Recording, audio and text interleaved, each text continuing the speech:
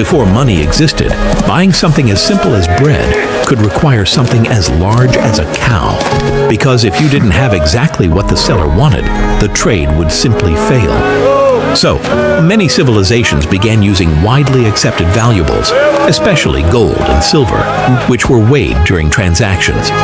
In the 7th century BC, the Kingdom of Lydia introduced one of the first coins with a fixed weight and official seal.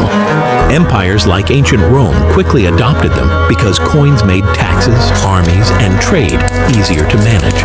But coins had one major drawback: they were heavy to carry. So around the 10th century, during the Song dynasty in China, merchants began using paper money, which represented the value of gold or silver instead of carrying the metal itself. In Europe, a similar idea developed in a different way. Merchants often stored their gold with goldsmiths, who gave written receipts. Because anyone holding the receipt could claim the gold, these papers slowly began circulating in trade. Soon, goldsmiths noticed that most people never withdrew all their gold at once, so they began lending part of it and charging interest.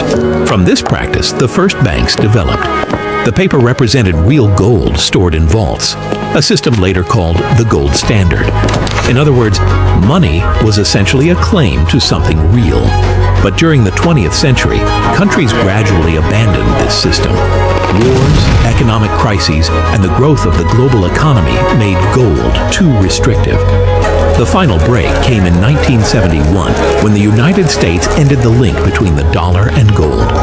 Since then, most of the world has used fiat money that is not backed by physical gold.